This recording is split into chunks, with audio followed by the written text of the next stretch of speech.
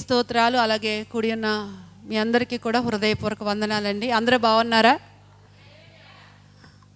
ఈ విధంగా మరి దేవుని సన్నిధానంలో ప్రభుని ఆరాధించడానికి, ప్రభు పాదాల దగ్గర కూర్చోటానికి దేవుడు మనల్ని సిద్ధపరిచాడు. గడిచిన వారం అంతటిలో కూడా దేవుడు మన అందరినీ కూడా క్షేమంగా ఉంచాడు. దేవుని స్తోత్రం, హల్లెలూయా. మరి ఈ నెల ఇది 1వ తారీఖు కదా, సంవత్సరానికి చివరి నెలలో మనం ఉన్నాం. ముగింపు నెలకి మనం వచ్చేసాం. నిజంగా వెళ్ళిపోయిన రోజులు జ్ఞాపకం చేసుకుంటే దేవుడు తన కృపను మన ఎడల ఎంతగా వెల్లడిపరిచాడో. దేవుని స్తోత్రం.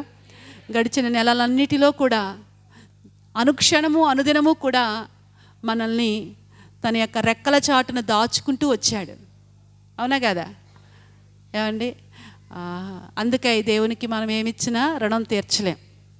భక్తుడు అంటాడు, మన్ను నిన్ను స్తుతించునా దేవా, నువ్వు నన్ను బ్రతికించు, నేను నిన్ను ఏం చేస్తాను, స్తుతిస్తాను అన్నాడు. కాబట్టి దేవుడు మనల్ని బ్రతికించి మనకి బతికిచ్చిన దాన్ని బట్టి మరొకసారి ఆయన నామానికి మహిమ కలుగును గాక. హల్లెలూయా. సండే స్కూల్ పిల్లలు త్వర త్వరగా ఎవరు అమ్మా నాన్నల దగ్గర వాళ్ళు కూర్చోవాలి, త్వరగా వచ్చేయాలి. డిస్టర్బెన్స్, వాక్యంలో డిస్టర్బెన్స్గా ఉంటున్నారు. త్వరగా వచ్చేయాలి. దేవుని వాక్యాన్ని ధ్యానం చేసుకుందాం. పరిశుద్ధ గ్రంథంలో నుంచి పాత నిబంధన గ్రంథానికి చివరి గ్రంథం ఏంటి? మలాకి కదా. అయితే ఆ మలాకి గ్రంథంలో నుంచి 1వ అధ్యాయము 6వ వచనాన్ని మనం చదువుకుందాం. మలాకి గ్రంథం అండి, 6వ అధ్యాయము, 1వ అధ్యాయము 6వ వచనం.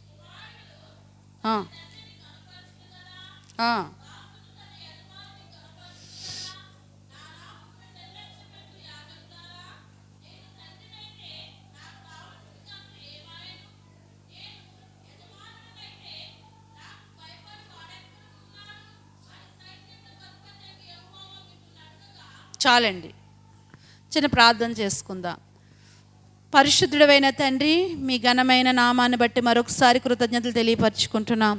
వాక్య భాగాన్ని చదివి నీ ఎదుట పెట్టుచున్నాం నైనా. వాక్యంలో నుంచి మీరు తేటగా సూటిగా మీరు మాట్లాడండి దేవా. నీ వాక్యము మమ్మల్ని బ్రతికించేది, నీ వాక్యము మమ్మల్ని ప్రభువా ఆదరించేది, నీ వాక్యము మమ్మల్ని సరిదిద్దేది, సరిచేసేది. అటువంటి దివ్యమైన మాటల ద్వారా నన్ను మమ్మల్ని దర్శించి బలపరిచి నీ రాకడ కొరకు సిద్ధపరిచి మహిమ పొందమని యేసు నామములో ప్రార్థిస్తున్నాను తండ్రి, ఆమేన్.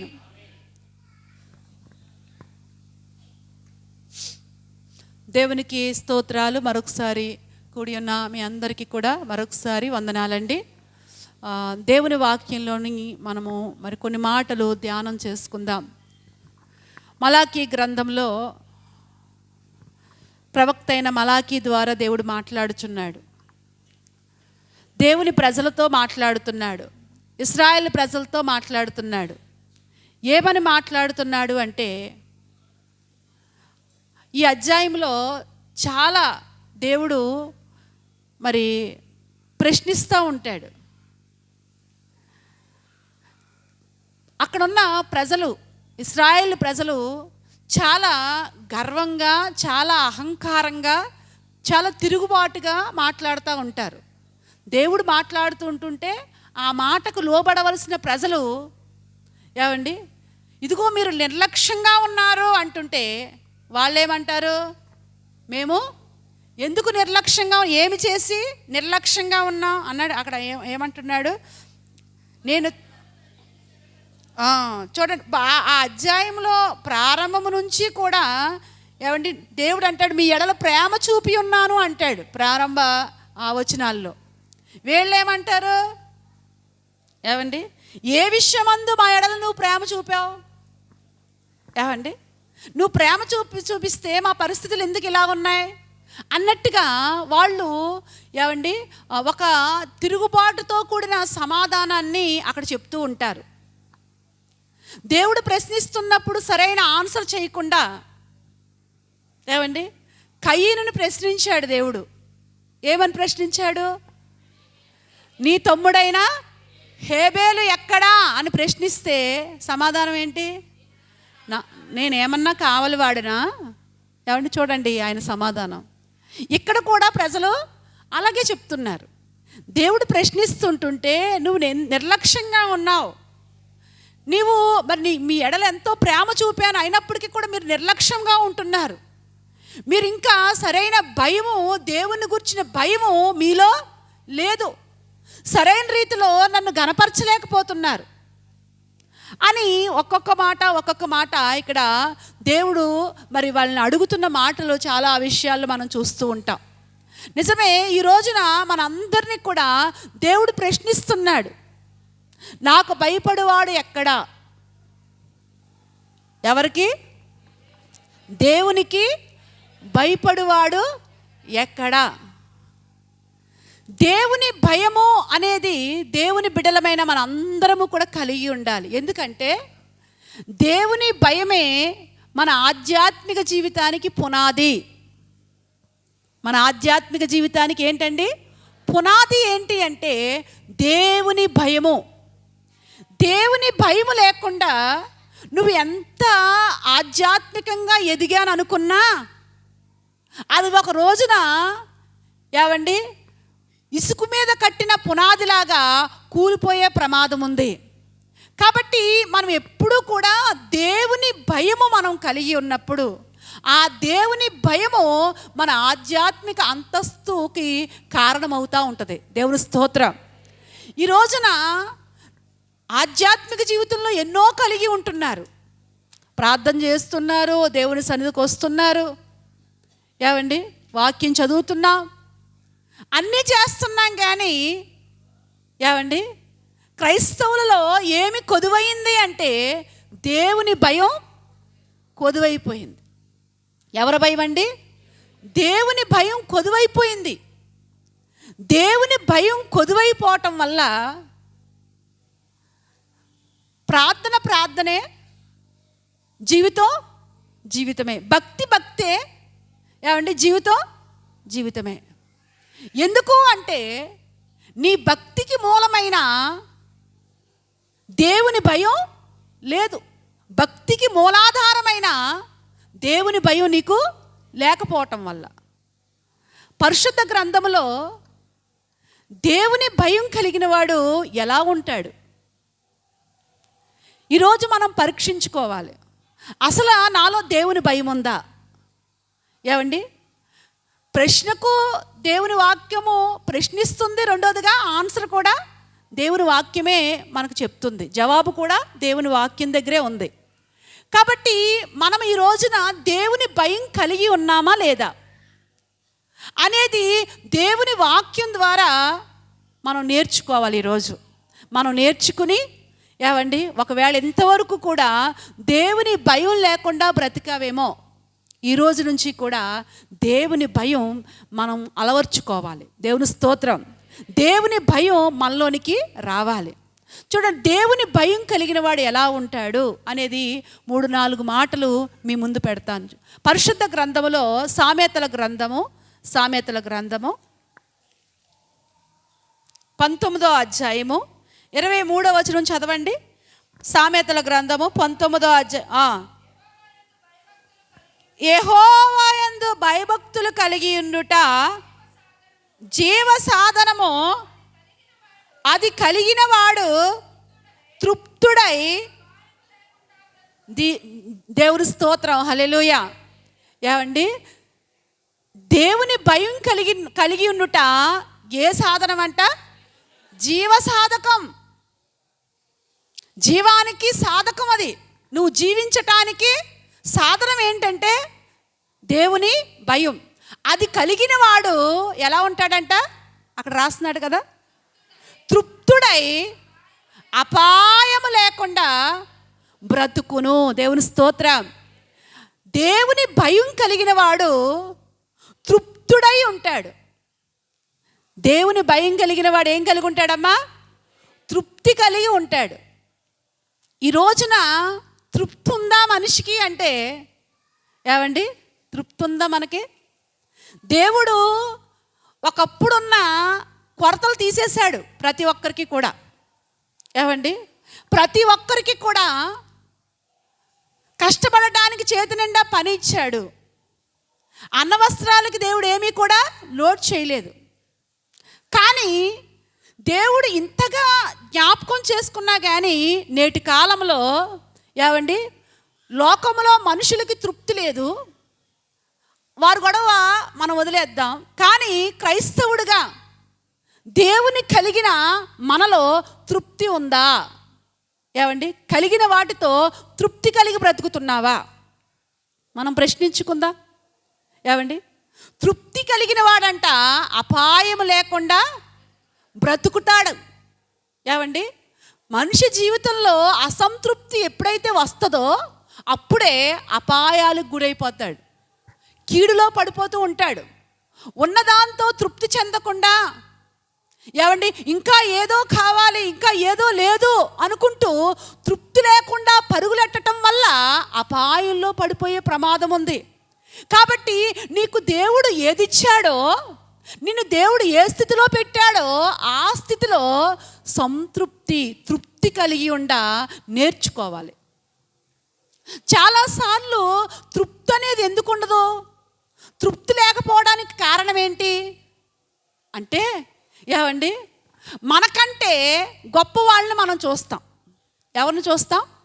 మనకంటే గొప్ప వాళ్ళని మనం చూస్తాం. మనకంటే ఉన్న వాళ్ళని మనం చూస్తాం. ఎప్పుడైతే మనకంటే కొంచెం స్థితివంతుల్ని మనం చూస్తామో అప్పుడు మనకు ఆల్రెడీ ఏమొచ్చేస్తుంది? మన హృదయంలోకి ఏమొచ్చేస్తుందండి? అసంతృప్తి. అయ్యో వాళ్ళకి అది ఉందే, నాకు లేదు. కాబట్టి నాకు లేదు కాబట్టి నేను ఏ విధంగానైనా సంపాదించాలి, నేను ఏ విధంగానైనా దాన్ని నేను సాధించాలి, దాన్ని పొందుకోవాలి అని ఏమంటే అసంతృప్తితో పరుగులు పెట్టి కీడులో పడిపోయిన వారు, శోధనలో పడిపోయిన వారు పరిశుద్ధ గ్రంథంలో ఎంతోమంది ఉన్నారు. ఏమండి, గెహాజీకి తృప్తి లేదు. ఏమండి, దైవజనుడి దగ్గర ఉంటున్నాడు కానీ ఆయనకి ఏమి లేదు? తృప్తి లేదు. అసంతృప్తితో ఉన్నాడు. అసంతృప్తితో పరుగు పెట్టాడు, ఏదో తెచ్చుకున్నాడు, అనుభవించాడా? లేదు. అపాయంలోకి వెళ్ళిపోయింది. కుటుంబం అంతా కూడా అపాయంలో పడిపోయాడు. ఏమండి, కుటుంబం అంతా కూడా వ్యాధిగ్రస్తు సంతతంతా కూడా, ఆయన సంతతంతా కూడా కుష్టి రోగముతో ఏమండి భయంకరమైన శాపానికి గురైపోయాడు. ఎందుకు అంటే తృప్తి లేదు. నేటి కాలంలో కూడా ఏమండి దేవుని బిడ్డలమైన మనము ఎవరినో చూసి ఏమండి ఎప్పుడూ కూడా ఏమండి దేవుని పిల్లలమైన మనం ఏం చేయాలో తెలుసా? మనకంటే ఉన్న వాళ్ళని మనం ఎప్పుడు చూడకూడదు. ఏమండి, మనం ఎవరిని చూడాలి? మనకంటే లేని వాళ్ళు ఎంతమంది ఉన్నారండి. మనకంటే లేని వాళ్ళు ఎంతోమంది ఉన్నారు. సరైన ఆరోగ్యం లేక, సరైన ఆహారం లేక, ఏమండి తినటానికి లేక ఎంతోమంది ఏమండి అనారోగ్యాలతో లేకపోతే బలహీనులుగా ఏమీ లేని స్థితిలో ఎంతమంది ఉన్నారు. వాళ్ళని చూసి నువ్వేం చేయాలి? తృప్తి పడాలి. నాకు దేవుడు ఆరోగ్యం ఇచ్చాడు, తృప్తి. ఏమండి, దేవుడు నాకు 2 పూట్ల తినడానికి ఆహారం ఇచ్చాడు, తృప్తి. ఉండటానికి ఏదో ఈ నీడ ఇచ్చాడు, తృప్తి. ఎప్పుడైతే నువ్వు తృప్తి కలిగి ఉంటావో, సంతృప్తి కలిగి ఉంటావో ఏమండి దేవుడు ఏమీ తక్కువ చేయడు. దేవుడేమీ తక్కువ చేయడు. పరిశుద్ధ గ్రంథంలో మనం చూస్తే పౌలు గారు ఇలా అంటాడు. ఫిలిప్పీలు రాసిన పత్రికలో 3వ అధ్యాయము 4వ అధ్యాయము, దానికంటే ముందు హెబ్రీలు రాసిన పత్రిక 13:5 చదవండి. 13:5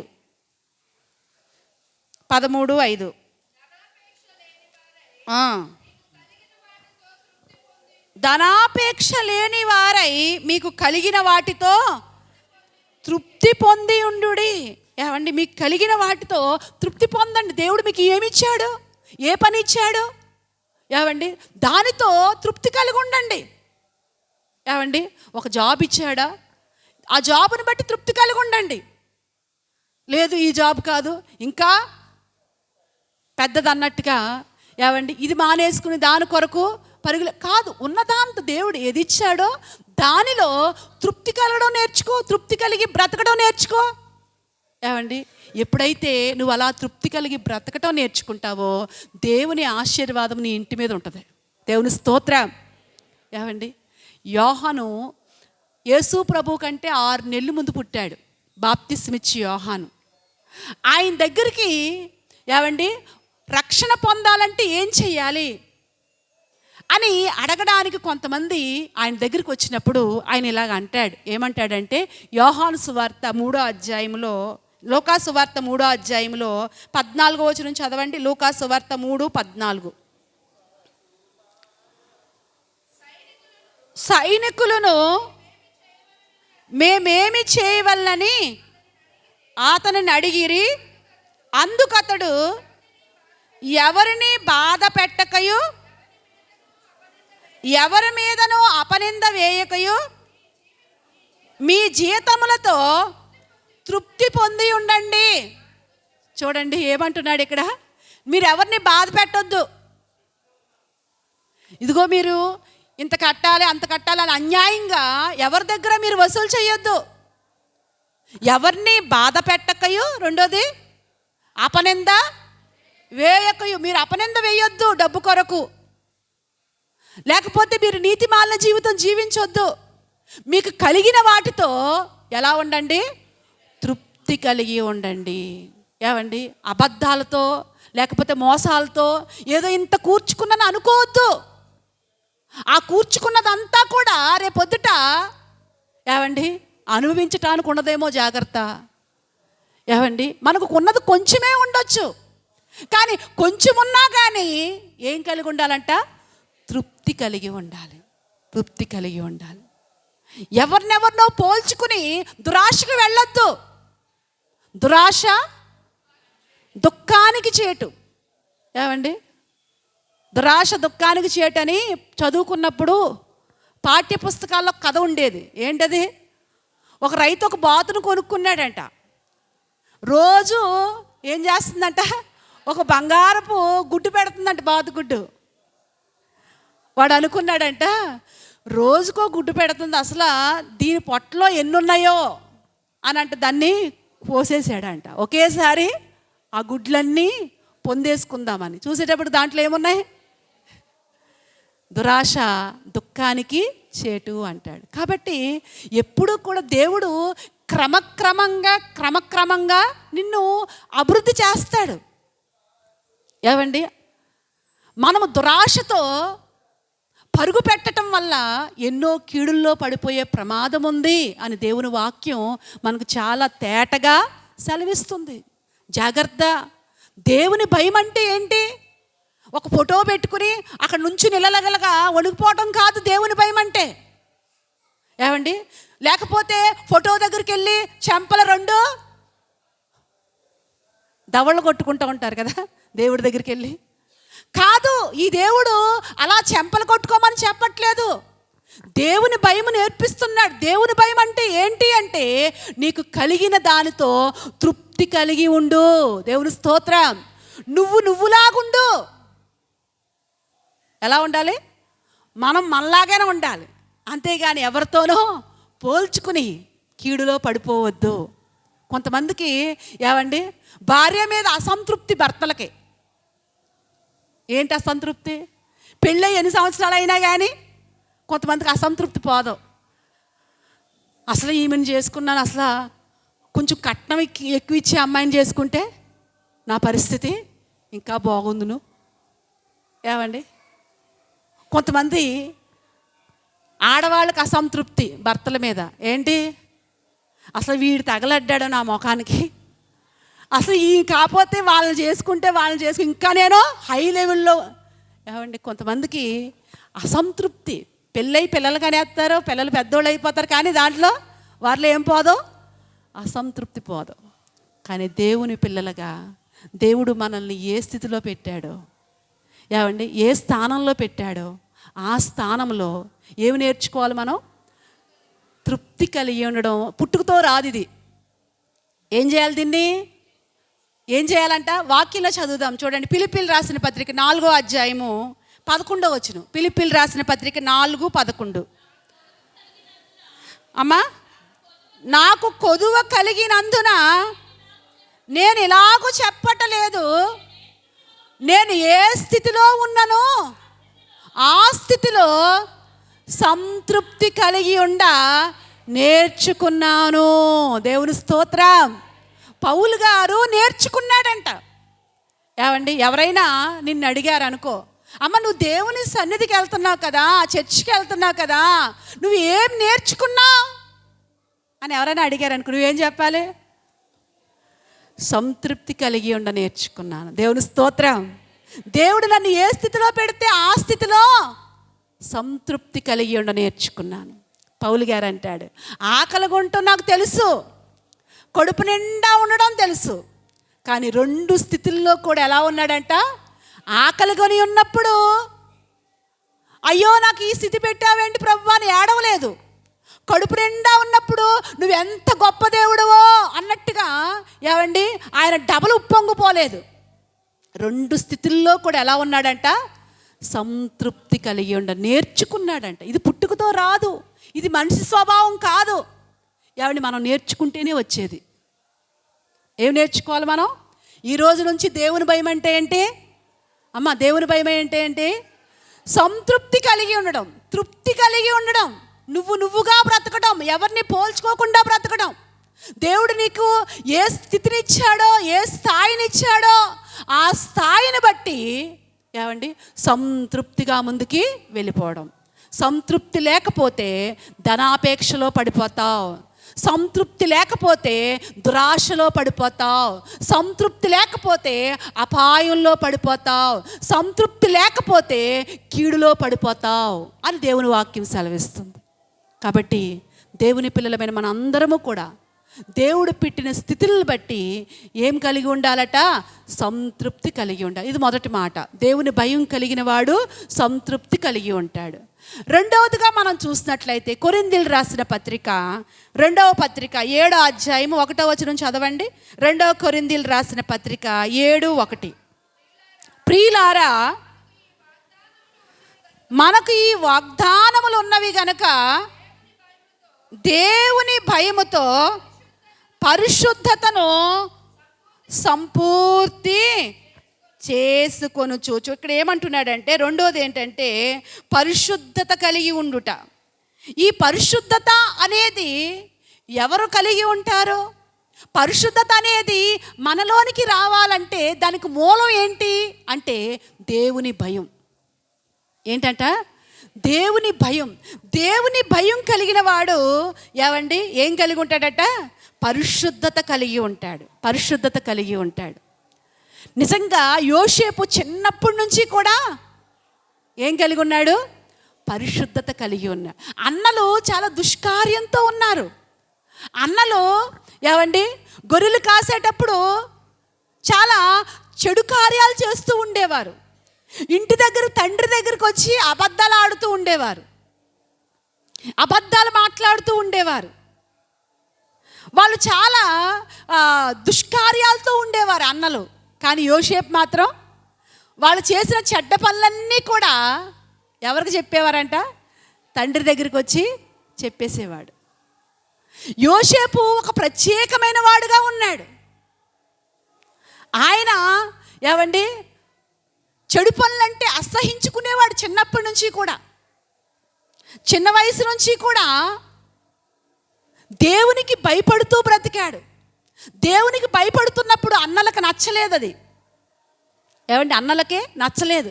మాతో పాటు అబద్ధాలు ఆడొచ్చు కదా, మాతో పాటు నువ్వు కూడా ఈ దుష్కార్యాల్లో పాలు పంపులు పంచుకోవచ్చు కదా అని వాళ్ళు ఎంత ఎంకరేజ్ చేసినా కానీ యోసేపు మాత్రం ఒక ప్రత్యేకమైన వాడిగా ఉన్నాడు.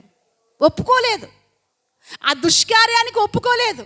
ఎందుకు అంటే యోసేపుకి దేవుని భయం ఉంది. అందుకే ఆ దేవుని భయం కలిగి కొంచెం శ్రమ పడినా కానీ దేవుడు 5 మినిస్టర్గా ఆశీర్వదించాడు. దేవుని స్తోత్రం. ఏమండి, ఐగుప్తులోకి వెళ్ళిన తర్వాత కూడా యవ్వనస్తుడు. ఏమండి, అప్పటికి 25 సంవత్సరాలంట యోసేపుకి. పోతీఫర్ ఇంట్లో ఏమండి ఆమె చాలా చాలా రకాలుగా యోసేపుని వేధిస్తుంది పాపం చేయడానికి. అప్పటికి యోసేపుకి 25 సంవత్సరాలంట. 25 సంవత్సరాలంటే నిండు యవ్వనస్తుడు. చాలా సౌందర్యం కలిగిన వాడు, చాలా అందమైన వాడు. అయితే ఈమె యవ్వనస్తుడైన యోసేపునంట రోజు కూడా శోధిస్తుందంట. ఏమండి, రోజు శోధించిన తన యవ్వన కాలంలో ఉన్న పరిశుద్ధతను ఆయన కాపాడుకున్నాడు. ఎందుకో తెలుసా? ఏమండి, ఒక రకంగా చెప్పాలంటే తన అన్నలు ఎవరూ కూడా అక్కడ లేరు, తనకు సంబంధించిన వాళ్ళు ఎవరూ కూడా అక్కడ లేరు. అవకాశం వచ్చినాక ఆయన యోసేపు ఏం చేశాడండి? నేను దేవునికి భయపడువాడనమ్మా, నేను దేవునికి భయపడువాడను. చూడండి, అక్కడ దేవుని భయముతో తప్పించుకుని పారిపోయాడు. ఈరోజు ఎంతమంది ఇలాంటి పరిశుద్ధతను కాపాడుకుంటున్నారండి?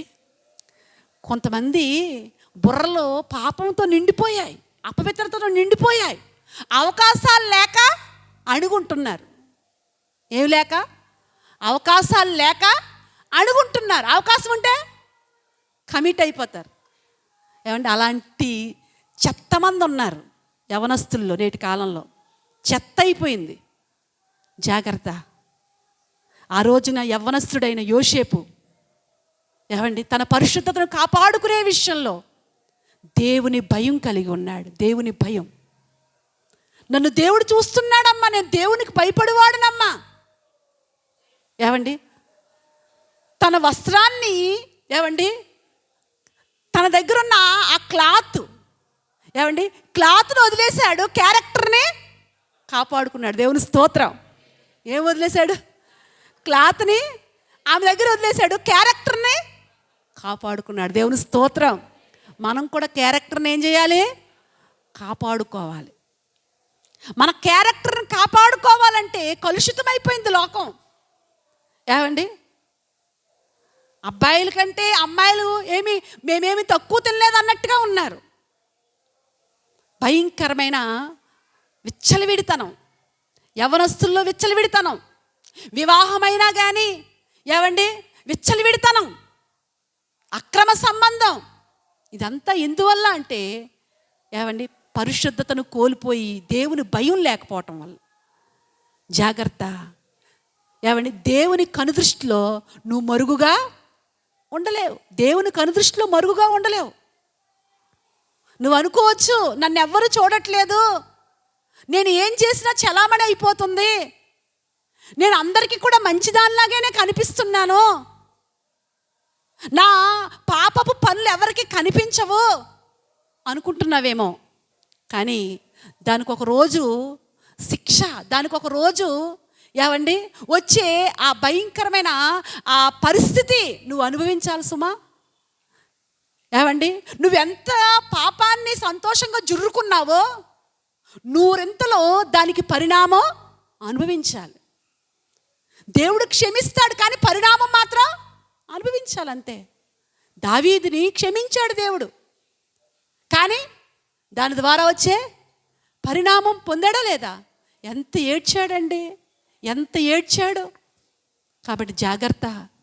ఏమండి, ఈరోజు నేను ఏం చేసినా చెల్లుబడి అయిపోతుందిలే అనుకుని ఒకవేళ అపవిత్రతలో వెళ్ళిపోతున్నావేమో. ఈరోజు దేవుడు అంటున్నాడు, ఈరోజైనా నా వైపు తిరుగు, ఇదిగో నా భయం కలిగి ఉండు, నిన్ను నేను ఎరిగి ఉన్నాను, నిన్ను నేను చూస్తున్నాను. నువ్వు పరిశుద్ధతను ఎంత కాపాడుకుంటున్నావో దేవుడు చూస్తున్నాడు. నువ్వు ఎంత అపవిత్రతలోకి వెళ్ళిపోతున్నావో అది కూడా దేవుడు చూస్తున్నాడు. మనం ఆరాధించే దేవుడు కన్నులు కలిగిన వాడు. దేవుని స్తోత్రం. ఆయన కనుదృష్టికి మరుగైనది ఏదీ లేదు. జాగ్రత్త. దేవుని భయం కలిగి పరిశుద్ధతను కాపాడుకో. పరిశుద్ధతను కోల్పోతున్న దినాలు. ఎక్కడ చూసినా అపవిత్రతను స్నేహిస్తూ చూడండి. అపవిత్రతను అది ఒక తప్పుగా భావించట్లేదు. ఏమండి, ఒక దేశంలో ఒక ఆయన కొసురు వేస్తున్నాడు పిల్లల్ని, యవనస్తుల్ని. నువ్వు యవ్వనంలో నువ్వు ఒరిజినల్లేనా అంటుంటే లేదు నేను ఒరిజినల్ కాదు. వాళ్ళు ఎంత ధైర్యంగా, అసలు సిగ్గన్నది లేకుండా నేను ఒరిజినల్ కాదు ఒప్పేసుకుంటున్నారండి ఆడోళ్ళు మగోళ్ళు కూడా. ఎంత చెడిపోయింది లోకము అంటే అదేదో ఒక ఏంటంటే గర్వంగా చెప్పుకుంటున్నారు. అందుకనే బైబిల్లో అంటాడు, సిగ్గుపడవలసిన విషయాల్లోనంట, తలంచుకోవాల్సిన పరిస్థితుల్లో అతిశయిస్తున్నాడంట. లోకం భయంకరంగా అయిపోయింది. దేవుని పిల్లలమైన మనం సమాజంలో పరిశుద్ధత కలిగి బ్రతుకుదాం. ఈ పరిశుద్ధత అనేది ఎక్కడి నుంచి వస్తుంది అంటే దేవుని భయములో నుంచి పుట్టుకొస్తుంది.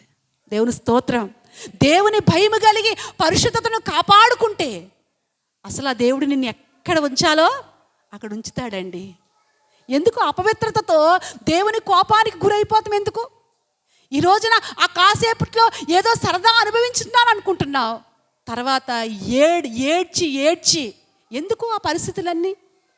ఏవండి, కాబట్టి దేవుని భయంతో ఏం కాపాడుకోవాలంట?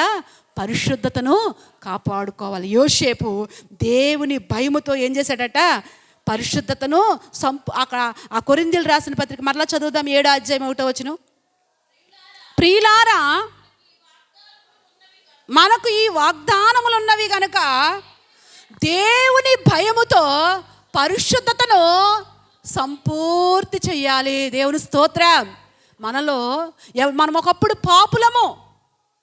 ఒకప్పుడు ఎవరు? మనం పాపులము, జన్మ కర్మ పాపులము. మనము పాపులుగా ఉన్న మనల్ని ప్రభు అయిన యేసుక్రీస్తు పరిశుద్ధులుగా చేశాడు. దేవుని స్తోత్రం. ఏవండి, ఆయన పరిశుద్ధత మనకి ఇచ్చాడు. అయితే ఆయన పరిశుద్ధతను మనం ఏం చేయాలి? దేవుని భయముతో కాపాడుకోవాలి. దేవుని స్తోత్రం. మనం పుట్టుకతో పరిశుద్ధులం కాము. ప్రభు అయిన యేసుక్రీస్తు ద్వారా మనం పరిశుద్ధులమయ్యాం. అయితే ఆ పరిశుద్ధతను మనం కాపాడుకోవాలి దేవుని భయంతో. ఏవండి, అగస్టిన్ తల్లి చాలా ప్రార్థనాపర్రాలు. అగస్టిన్ తండ్రి పచ్చి త్రాగుబోతు. అయితే ఈ అగస్టిను చాలా భయంకరమైన వ్యభిచార మనసు కలిగిన వాడు.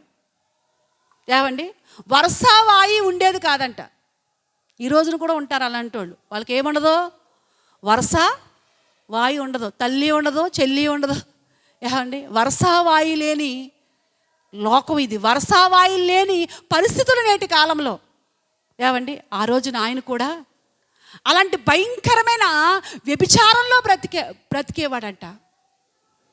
తల్లి కన్నీటితో ప్రార్థన చేస్తూ ఉండేది. ఒక రోజున తల్లి మరణకరమైన వ్యాధికి గురై చనిపోయే పరిస్థితికి వచ్చేసింది.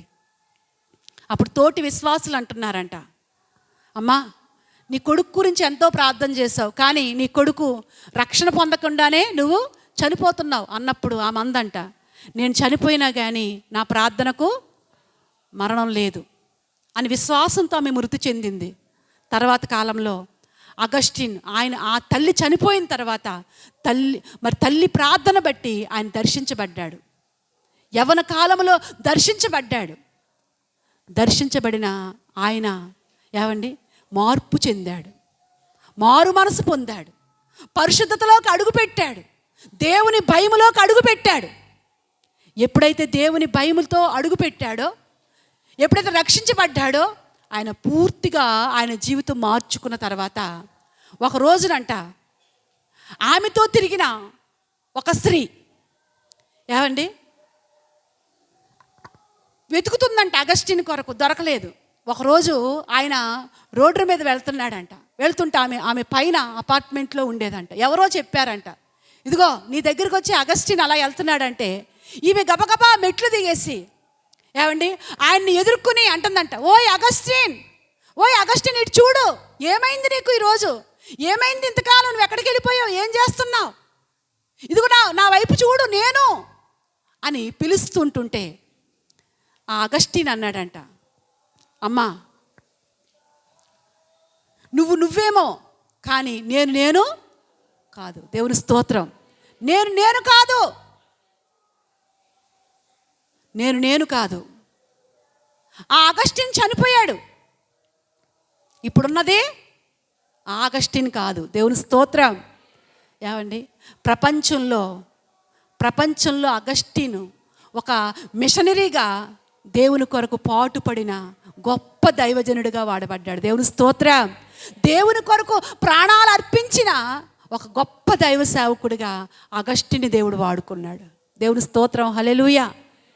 ఏమండి, నిజమే, దేవుని పిల్లలుగా దేవుని సన్నిధికి వస్తున్నాం.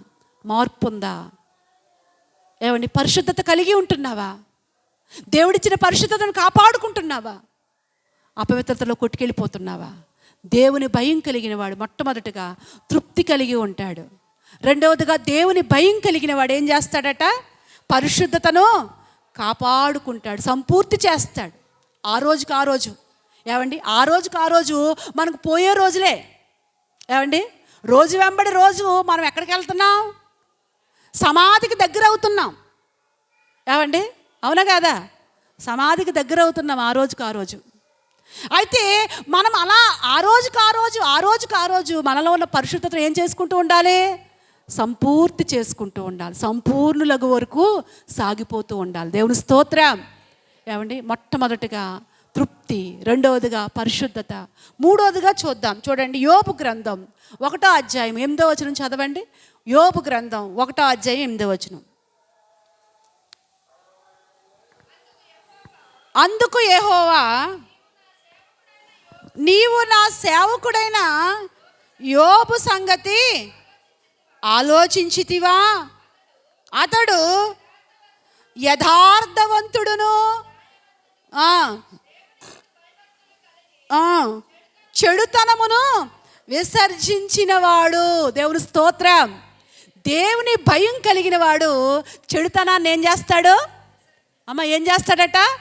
విసర్జిస్తాడు. చెడుతనం అనేది ఎక్కడి నుంచి ఉంది? ఎక్కడుంది? ఏమండి, చెడ్డ అనేది ఎక్కడుంది?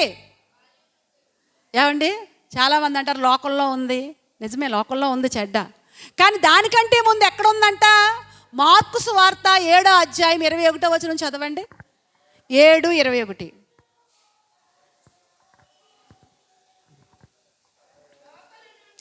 లోపల నుండి అనగా మనుష్యుని హృదయములో నుండి, చూడండి, మనుష్యుని హృదయములో నుండి అంట దురాలోచనలు పుడతాయంట, జారత్వం పుడద్దంట, ఏంటంటే దొంగతనాలు పుడతాయంట, నరహత్యలు పుడతాయంట. ఏమండి, మొత్తం అక్కడ ఎన్ని ఉన్నాయంటే మీరు ఇంటికి వెళ్ళిన తర్వాత చదువుకోండి. 13 ఉంటాయి. ఎన్ని ఉన్నాయి? 13 ఉన్నాయి. ఈ 13 దుర్గుణాలు కూడా ఎక్కడి నుంచి వస్తాయి? లాస్ట్ మాట చదవండి. ఈ చెడ్డవన్నీ లోపల నుండి అనగా మనుష్యుని హృదయములో నుండి బయలువెడలి మనుష్యుని అంటే అపవిత్రం చేస్తున్నాయి అని అక్కడ రాయబడి ఉంటుంది. ఈ చెడ్డవన్నీ కూడా, ఈ చెడంతా కూడా ఎక్కడుందంట? హృదయంలో ఉందంట. చాలాసార్లు మనం అనుకుంటే నేను చాలా మంచివాడినండి. ఏమండి, బైబిల్ అంటుంది నీతిమంతుడు లేడు, ఒక్కడును లేడు, ఏకముగా అందరూ పనికి మాలిన వారై త్రోవ తప్పిపోయారంటాడు. మనిషి హృదయం చాలా చెడ్డది. ఏమండి, మనిషి హృదయంలో దుర్గుణాలు ఉన్నాయి. జారత్వం ఉంది, వ్యభిచారం ఉంది, దొంగతనాలు ఉన్నాయి, నరహత్యలు ఉన్నాయి, కాముకత్వం ఉంది. ఇదంతా కూడా నరుని హృదయంలో ఉంది, మనుషుని హృదయంలో ఉంది. ఈ హృదయంలో ఉన్న దాన్ని మనం ఏం చేయాలి అంటే విసర్జించాలి. ఎప్పుడు విసర్జించాలి? ఉపవాస ప్రార్థనలోనా? ఎప్పుడు విసర్జించాలి? ఏమండి, మనం రోజు తింటాం, తిన్న తర్వాత ఏం చేయాలి? విసర్జించాలి. లేకపోతే ఏంటి? రోగం. ఏంటి రోగం? మలబద్ధకం. ఏమండి, ఏ రోగం వస్తుంది? మొన్న ఒక రోజున ఒక ఆవిడ చెప్తుంది, వాళ్ళ బిడ్డ విషయంలో ఏమండి మల విసర్జన జరగలేదంట, చాలా రోజులు అయిపోయింది. అయితే ఆ పిల్ల చిన్నపిల్ల కాబట్టి తను సరిగ్గా చెప్పలేదు, వీళ్ళు సరిగ్గా పట్టించుకోలేదు. అయితే కొన్ని రోజులు అలా మల విసర్జన ఆగిపోవటం వల్ల ప్రాణం మీదకి వచ్చేసిందంటండి. ఏమండి, హాస్పిటల్లో పెట్టారు, దానికి ట్రీట్మెంట్ చాలా ఇవ్వాల్సి వచ్చింది. కొన్ని రోజుల వరకు చాలా ఏమండి బలహీనపడింది, చాలా పత్యం చేయవలసి వచ్చింది. ఎందువల్ల అంటే విసర్జన జరగపోవటం వల్ల.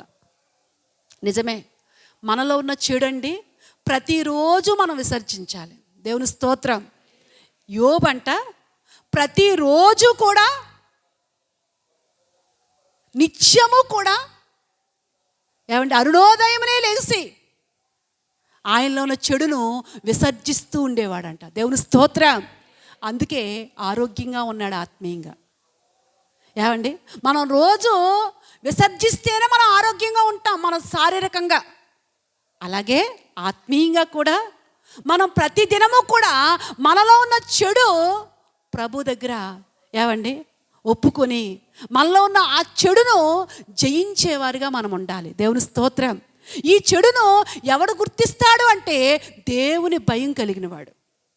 దేవుని భయం లేకపోతే అంతా నేను పర్ఫెక్టే వాడే ఎవడు ఏమండి, ఎంతసేపు కూడా వాడు ఏమండి ఇతరులనే చూస్తాడు, తను తాను చూసుకోడు. తను తాను చూసుకున్నవాడు ప్రతిరోజు కూడా చెడును ఏం చేస్తాడు? విసర్జిస్తాడు. నిన్ను నువ్వు చూసుకోవడం నేర్చుకో. తను తాను విమర్శ చేసుకున్నవాడు తీర్పులోనికి రాడు. ఏమండి, నాలో ఇంకా ఏ దుర్గుణాలు ఉన్నాయి, అప్పుడప్పుడు కాదు, వారానికి ఒక రోజు కాదు, ప్రతిరోజు కూడా, ప్రతిరోజు ఏమండి నువ్వు విసర్జించాలి. నీ హృదయంలో ఉన్న చెడును ఏం చేయాలి? విసర్జించాలి.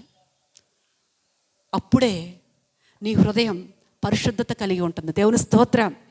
హృదయం పరిశుద్ధత లేకపోతే నీవు దేవుణ్ణి చూడలేవు. కొండ మీద ప్రసంగంలో అంటాడు, హృదయ శుద్ధి గల వారు ధన్యులు, వారు దేవుణ్ణి చూస్తారు. ఏమండి, నీ హృదయంలో ఈ దుర్గుణాలన్నీ పెట్టుకుంటే దేవుణ్ణి ఎలా చూస్తావు? దేవుణ్ణి చూడగలదువా? చూడలేవు. ఉదయాన్నే నీలో ఉన్న ప్రతి దుర్గుణము కూడా ప్రభు దగ్గర విసర్జించినప్పుడు ఆ రోజంతా కూడా ప్రభువుని చూస్తావు నువ్వు. దేవుని స్తోత్రం. కాబట్టి ఏమండి, మనలో ఉన్న చెడును విసర్జించాలి. ఎవరు విసర్జించగలరు అంటే దేవుని భయం కలిగిన వాడు. దేవుని భయం కలిగిన వాడు తనలో ఉన్న చెడును విసర్జిస్తాడు. అంతేకాకుండా సామెతల గ్రంథంలో 8:13 చదవండి. 8:13 త్వరగా ఇంకా మరి చివరికి వచ్చేసాం. 8:13 యెహోవా యందు భయభక్తులు కలిగి ఉండుట చెడుతనమును అసహ్యించుకునుటయే. ఏమండి, దేవుని భయం కలిగిన వాడు చెడుని ఏం చేస్తాడంట? అసహ్యించుకుంటాడంట. ఏంటి చెడు? ఏమండి, ఏంటి చెడు? చెడును అసహ్యించుకుంటాడంట. ఏమండి, ఈ రోజున లంచం లేనిదేనంట పని జరగదంట ఎక్కడా కూడా. అలాంటి భయంకరమైన మన భారతదేశం అంతా కూడా ఏమండి లంచాలతో ఉండడం వల్లే మన దేశానికి అభివృద్ధి లేదు. లంచాలకి ఎక్కడ చూసినా లంచాలే. లంచం పెట్టకపోతే ఎక్కడ కూడా పని అవ్వదు. ఏమండి, కానీ దేవుని పిల్లలమైన మనము లంచం అనేది ఏమండి లంచానికి మనం దూరంగా ఉండాలి. దేవుని స్తోత్రం. ఎందుకంటే లంచంతో లేకపోతే మోసాలతో నువ్వు సంపాదించిన సంపాదన నీకు ఆశీర్వాదము కాదు. దేవుని బిడ్డలు ఎప్పుడూ కూడా లంచాలకి అలవడకూడదు. ఏమండి, నీది కానిది ఎప్పుడు కూడా పొందుకోవాలని ఆశించొద్దు. ఏమండి, కొంతమందికి రూపాయి పని చేస్తే 10 రూపాయలు దురాశ పొందేయాలి. ఎప్పుడు కూడా దేవుని బిడ్డలు అలాగా చెడునంట అసహించుకోవాలి. ఏమండి, నేను చేసిన దానికి ప్రతిఫలం వస్తే చాలు. అంతేకాని ఏమండి లంచాలకు అలవడిపోయి మోసాలకు అలవడిపోయి ఇంత కూర్చాను అనుకుంటే అది రేపొద్దుట అగ్నివర్షంలాగా ఉంటుంది నీ కుటుంబం మీద. కాబట్టి దేవుని పిల్లలుగా వద్దు. ఏమండి, నీకు కలిగిన దాంతోనే తృప్తి కలిగి ఉండు. అలాంటి లంచాలు ఒకవేళ నీకు ఎవరైనా ఇవ్వాలనుకున్నా నువ్వేం చేయాలి? దాన్ని అసహించుకోవాలంట. అసహించుకోవాలి. ఇక్కడ అంటాడు, దేవుని యందు భయభక్తులు కలిగిన వాడు లంచాన్ని ఏం చేస్తాడంట? అసహించుకుంటాడు, చెడుతనమును విసర్జిస్తాడు అంటాడు. అపోస్తుల కార్యాల్లో 9:31 చదవండి. 9:31 అపోస్తుల కార్యం 9:31.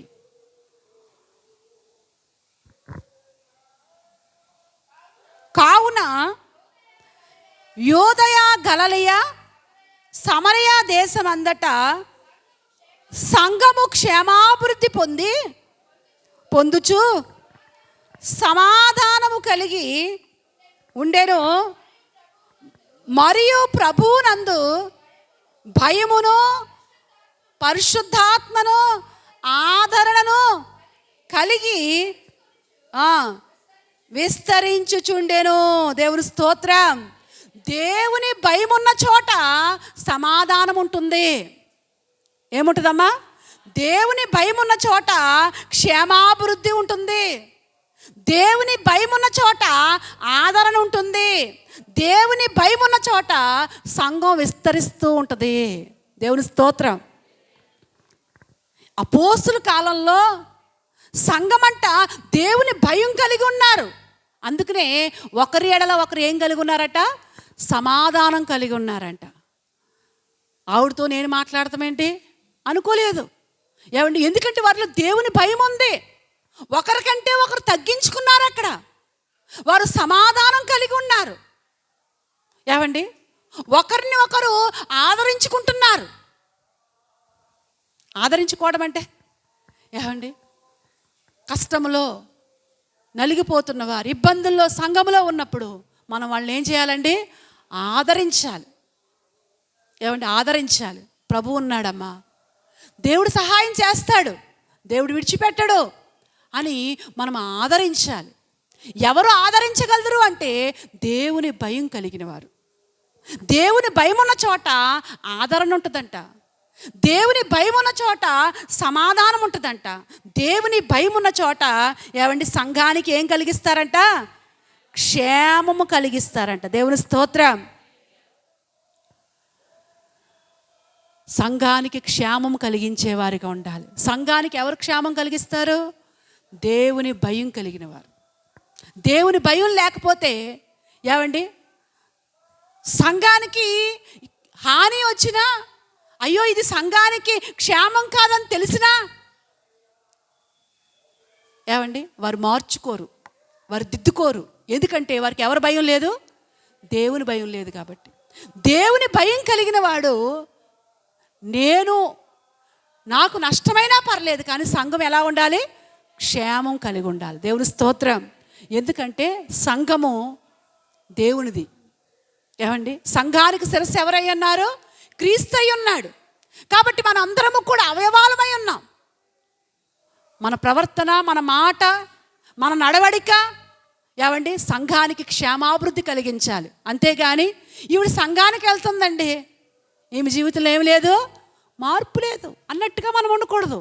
ఏమండి, సంఘానికి క్షేమాన్ని కలిగించేవారిగా ఉండాలి. సంఘానికి సమాధానం కలిగించేవారిగా ఉండాలి. ఎప్పుడైతే ఇలాంటి దేవుని భయం మనలోకి వస్తుందో మనం అప్పుడే ఇవన్నీ చేయగలదు. ఏమండి, దేవుని భయం లేకపోతే నాకెందుకులే అన్నట్టుగా ఏమండి నీ ఇష్టానుసారంగా బ్రతుకుతావు. ఎప్పుడైతే దేవుని భయం నీలో లేదో ఏమండి అన్ని భయాలు వచ్చేస్తాయి. అన్ని భయాలంటే లోకంలో ఎన్నో భయాలు ఉన్నాయి. ఏంటి? నేను ఎలా బ్రతకాలి అనేది భయం. రేపొద్దున నా పిల్లల పరిస్థితి ఏంటి అనే భయం. లేకపోతే అమ్మో ఈ రోగం వచ్చింది, ఈ రోగం వల్ల నేను చనిపోతానేమో అనే భయం. ఈ భయాలన్నీ కూడా మనలో తొలగిపోవాలంటే ఎవరి భయం రావాలి? దేవుని భయం రావాలి. దేవుని స్తోత్రం. యెషయా గ్రంథంలో 8వ అధ్యాయంలో ఒక చక్కని మాట రాస్తాడు. 13వ వచనం చదవండి. 13వ వచనం.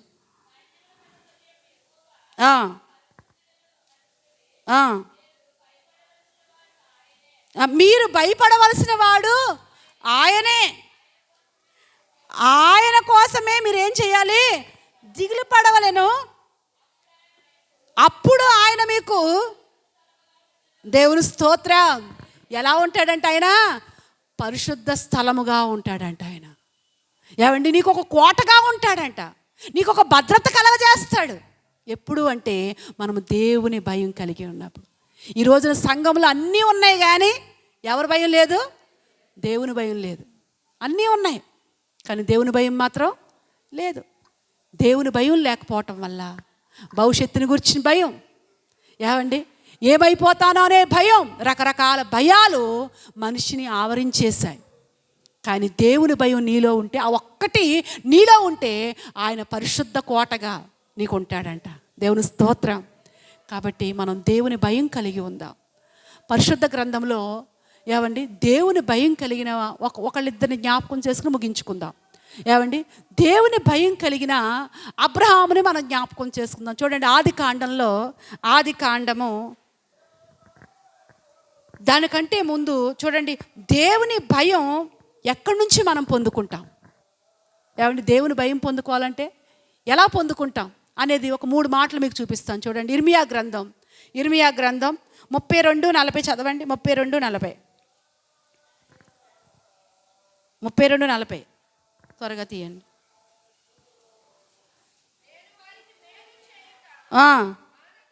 మానకుండునట్లు నిత్యము ఆయన వారితో చేయుచున్నాను.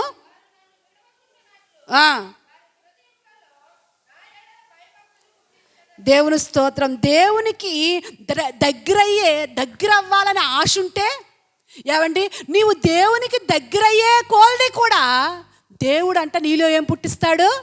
దేవుని భయాన్ని పుట్టిస్తాడు. దేవుని స్తోత్రం. ఏమండి భయము పుట్టే స్థలం ఏంటంటే తండ్రి అయిన దేవుడే నీలో భయాన్ని పుట్టిస్తాడు. నీకేంటంటే దేవునికి దగ్గర అవ్వాలి అనే ఆశ నీకుంటే దేవుని భయం నీలోనికి వస్తుంది.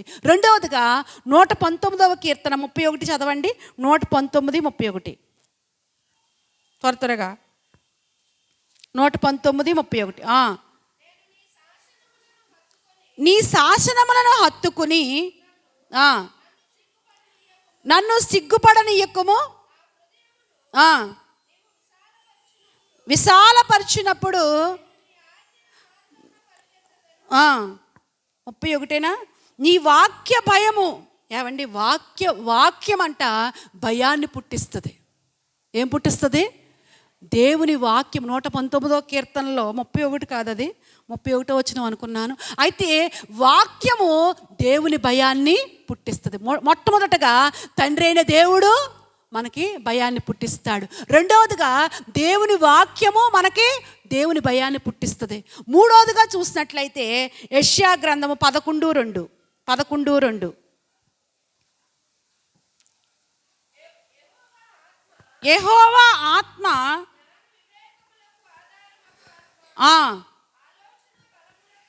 ఆధారమగు ఆత్మ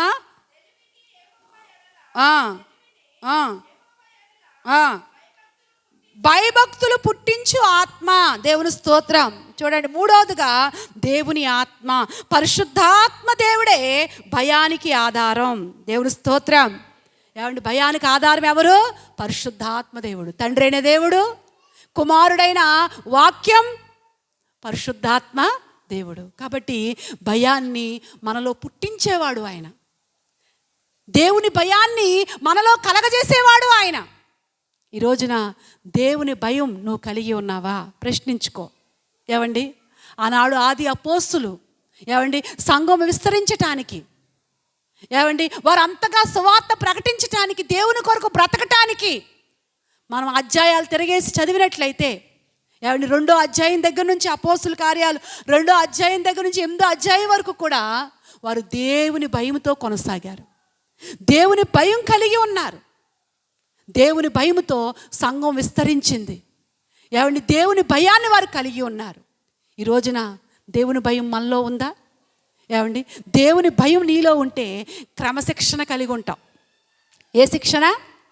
క్రమశిక్షణ ఉందా? మరి ఆ క్రమశిక్షణ నిజంగా ఆనాడు ఆది అపోస్తుల సంఘంలో క్రమశిక్షణ ఉంది.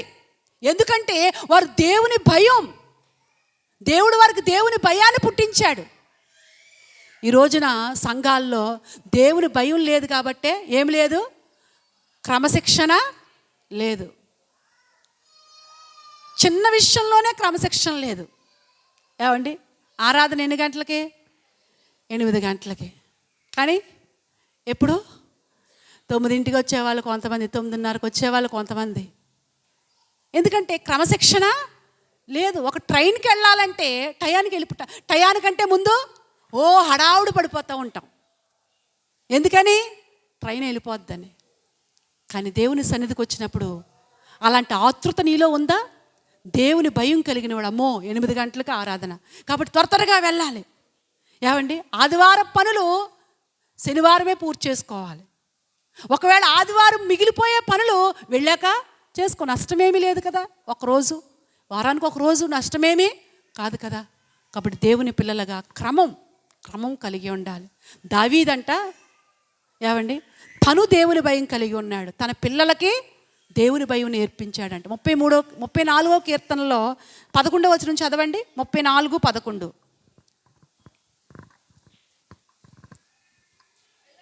పిల్లలారా, మీరు వచ్చి నా మాటలు వినుడి, యెహోవా యందు భయభక్తులు నేర్పిస్తాను.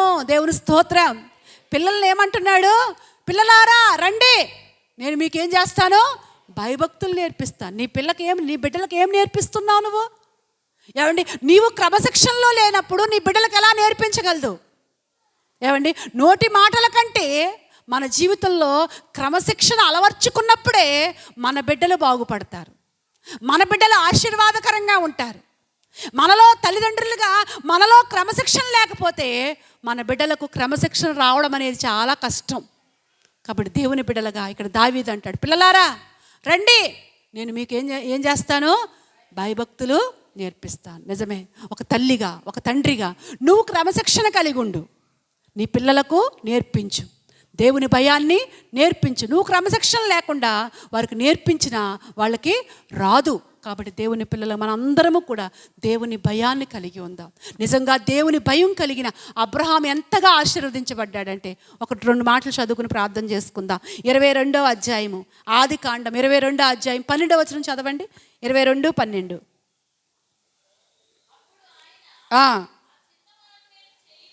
ఆ చిన్నవాని మీద చేయి వేయకుము, నీకొక్కడై ఉన్న నీ కుమారుని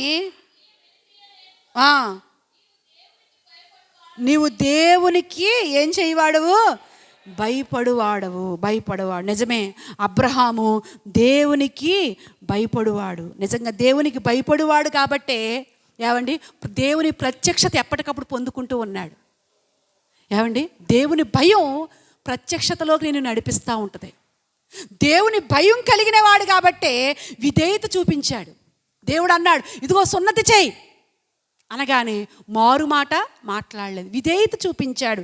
ఏవండి, దేవుని భయం కలిగిన వాడు కాబట్టే ఇదిగో నువ్వు మిక్కిలిగా ప్రేమించున్న నీ కుమారుణ్ణి నాకు బలి అంటే తక్షణమే ఏం చూపించాడు? విధేయత చూపించుకుని బలివ్వడానికి తన్ను తాను సిద్ధపరచుకున్నాడు. ఏవండి, ఎలా సిద్ధపరచుకోవాలో అలా సిద్ధపరచుకున్నాడు. బలివ్వడానికి ఎలా సిద్ధపరచబడాలో అలా సిద్ధం చేసుకున్నాడండి. నిజమే, నువ్వు దేవుని సన్నిధికి రావటానికి నువ్వు ఏం చేయాలి? సిద్ధపరచుకోవాలి. ఇక్కడ దావీదు అలా సిద్ధపరచుకున్నాడు, విధేయత చూపించాడు, ఎప్పటికప్పుడు దేవుని ప్రత్యక్షత పొందుకుంటూ ఉన్నాడు. అంతేకాకుండా ఏమండి, ఆ బలివ్వటానికి కుమారుని తీసుకెళ్ళినప్పుడు మొట్టమొదటి నుంచి కూడా అబ్రహాం ఏంటంటే ప్రత్యేకించబడ్డాడు. అదేవిధంగా ఇప్పుడు బలి విషయంలో కూడా ఏమండి, ఏ పర్వతం దగ్గరికి దేవుడు వెళ్ళమన్నాడు, ఆ పర్వతం దగ్గరికి వచ్చిన తర్వాత పనివాళ్ళతో అంటాడు, మీరు ఇక్కడ ఉండండి, నేనును నా కుమారుడును వెళ్ళి ఏం చేస్తాం? దేవునికి బలి ఇచ్చి మరలా తిరిగి వస్తాం. చూడండి, నిజంగా ఇక్కడ అబ్రహాము తన్ను తాను ప్రత్యేకించుకుని ఏమండి తన అక్కడ ఏమండి కట్టెలు ఉన్నాయి. ఆ కట్టెలు ఎక్కడ ఎవరి మీద పెట్టాడు? ఇస్సాకు తల మీద పెట్టాడు. తన కుమారుడి చేత మోయించుకుని ఆ కొండ ఎక్కుతున్నాడు. ఏమండి, నిజంగా అక్కడ ఆ బలి ఇచ్చే విషయాన్ని మనం ఆలోచన చేసినట్లయితే తన్ను తాను దేవునికి సమర్పించుకున్నాడు. తను తాను ఎవరికి సమర్పించుకున్నాడు? దేవునికి సమర్పించుకున్నాడు.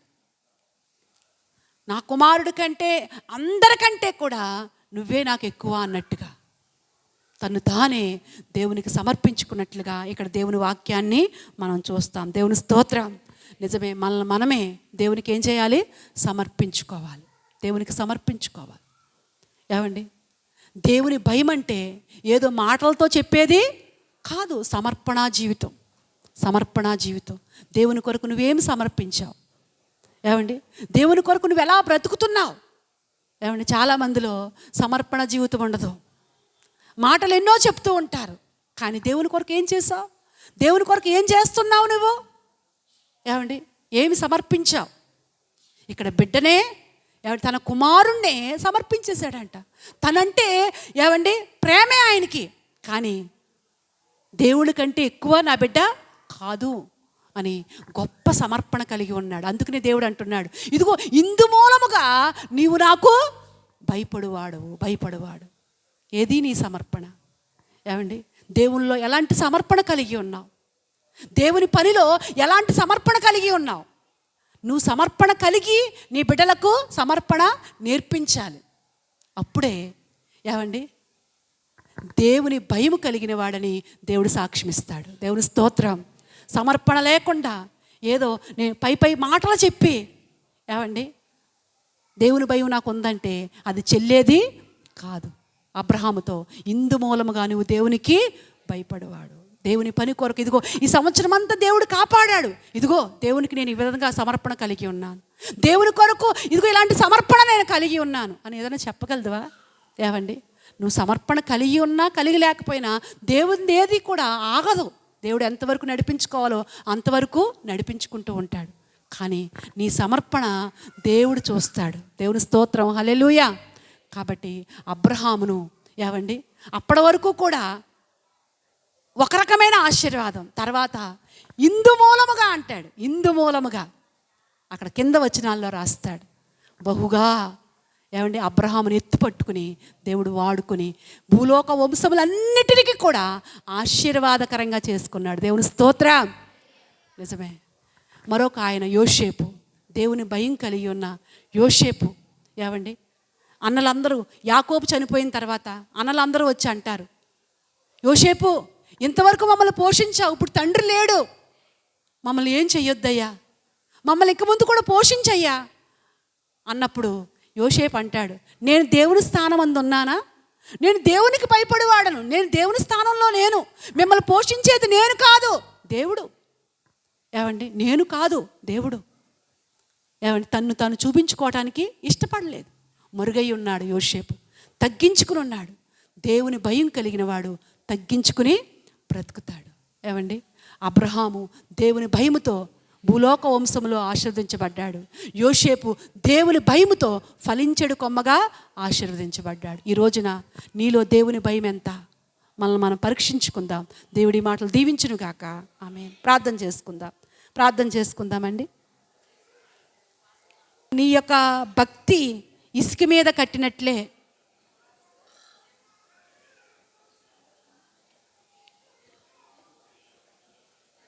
మూలపాఠం లేకుండా మనం దేనిలోనూ కూడా ఎదగలేం. ఆ మూలపాఠమే మూలాధారమే దేవుని భయం. ఈ రోజున దేవుని భయం ఎంత ఉంది నీలో? దేవుని కనుదృష్టిలో నువ్వు ఎలాగున్నావు?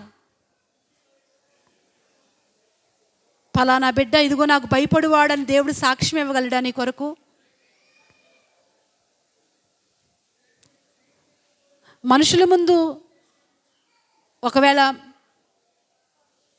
చాలా మంచిగా నువ్వు కనిపించవచ్చు, కానీ దేవుని ముందు ఎలా కనిపిస్తున్నావు?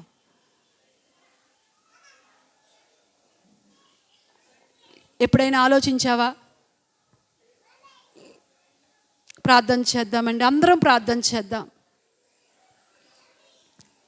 ప్రభువా, మాలో నీ భయాన్ని పుట్టించు నాయనా. దేవుని భయం ఎక్కడ పుడుతుందో ఎక్కడ దొరుకుతుందో మనం విన్నాం. తండ్రి అయిన దేవుడు, కుమారుడైన క్రీస్తు, పరిశుద్ధాత్ముడు మనలో భయాన్ని పుట్టించేవాడు. ప్రభువా, నీ భయాన్ని నాలో పుట్టించయ్యా. అందరం అడుగుదామండి. దేవుడు మనల్ని ప్రేమించి ఎన్నో మాటలు మన ముందు పెట్టాడు. అజాగ్రత్తగా ఉండొద్దు, నిర్లక్ష్యముగా ఉండొద్దు, దేవుని భయాన్ని కలిగి ఉందాం. అదే నిన్ను నిలబెట్టేది, అదే నీ కుటుంబాన్ని నిలబెట్టేది. ఆ దేవుని భయమే నీ తరానికి, నీ సంతతికి ఆశీర్వాదం తెచ్చేది. ఇందు మూలముగా నీవు నాకు భయపడువాడవు అని అబ్రహాము గురించి సాక్ష్యం ఇస్తున్నాడు కదా. దేవుడు ఏదైనా నీ గురించి సాక్ష్యం చెప్పగలడా?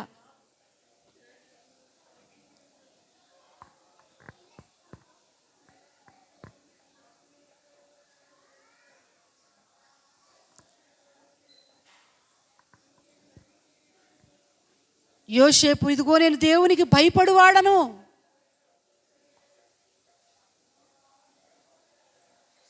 అని ఏడుస్తూ చెప్తున్నాడు. నువ్వు చెప్పగలదువా, నేను దేవునికి భయపడువాడను?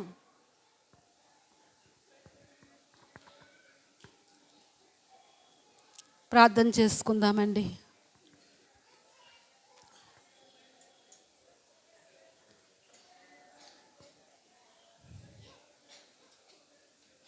పరిశుద్ధుడైన తండ్రి, మీకు వందనాలయ్యా.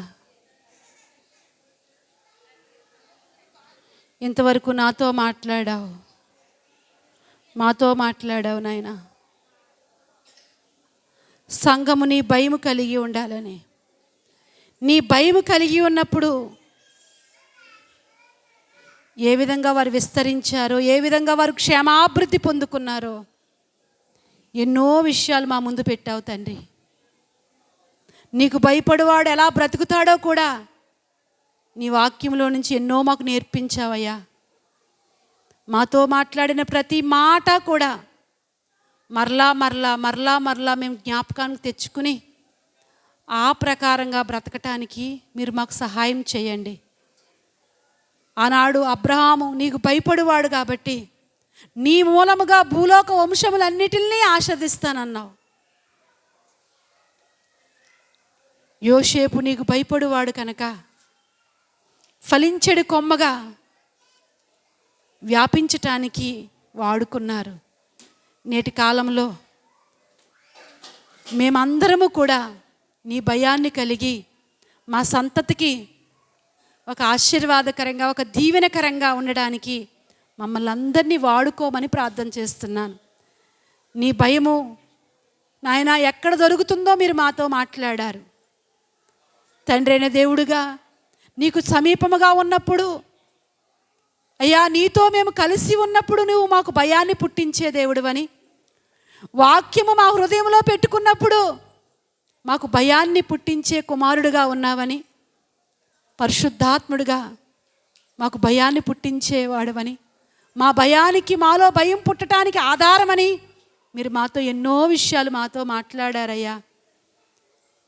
అయ్యా, మేము నీ భయము కలిగి పరిశుద్ధతను సంపూర్తి చేయటానికి, నీ భయము కలిగి తృప్తి కలిగి బ్రతకటానికి, చెడును విసర్జించటానికి, చెడును అసహించుకోవటానికి, సంఘానికి క్షేమం కలిగించటానికి మాలో ప్రతి ఒక్కరిని వాడుకోమని, క్రమమైన జీవితాన్ని మేము కలిగి మా బిడ్డలకు నేర్పించే ఆ కృపలో మమ్మల్ని నడిపించమని, ఘనత మహిమ ప్రభావాలు మీరు పొందమని, విత్తబడిన వాక్యాన్ని ఫలింపచేయమని, బిడ్డల కుటుంబాలన్నిటినీ కూడా దీవించమని యేసు నామములో ప్రార్థిస్తున్నాను తండ్రి, ఆమేన్. చేయండి. కొంతమంది అయితే మరి స్థలం కొరకు, ఇల్లు స్థలం కొనుక్కోవాలని ఆశిస్తున్నారని దేవుడు మంచి స్థలం ఇచ్చినట్లుగా, అలా కుటుంబ సమస్యలు దేవుడు విడిపించినట్లుగా ప్రార్థన చేద్దాం. పరిశుద్ధుడైన తండ్రి, నీకు వందనాలు. ఇంతవరకు జరిగిన ఆరాధన అంతటినీ ఎంతో ఆశీర్వాదకరంగా జరిగించుకున్నారు ప్రభువా. ఇదిగో సంఘాన్ని నీ చేతుల్లో పెట్టుకుంటున్నాం.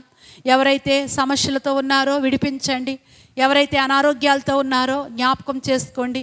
కుటుంబ సమస్యల్లో ఒకరంటే ఒకరు పడని స్థితిలో ఉన్న కుటుంబాల్లో సమాధానం ఇవ్వండి, సంతోషం ఇవ్వండి నాయన.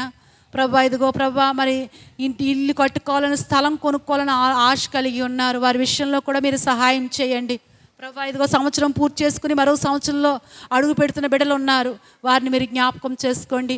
వ్యవసాయం చేసే బిడ్డలు ఉన్నారు, డ్రైవింగ్లు చేసే బిడ్డలు ఉన్నారు ప్రభు, చేతి పని చేసుకునే బిడ్డలు ఉన్నారు నాయనా. ఇదిగో పాడి పంటలు ప్రభువా నాయనా, ప్రతి వారి రెక్కల్ని మీరు జ్ఞాపకం చేసుకోండి నాయన రెక్కల కష్టార్జితాన్ని మీరు ఆశీర్వదించండి. ప్రతి కుటుంబాన్ని సంపూర్ణంగా రక్షించండి.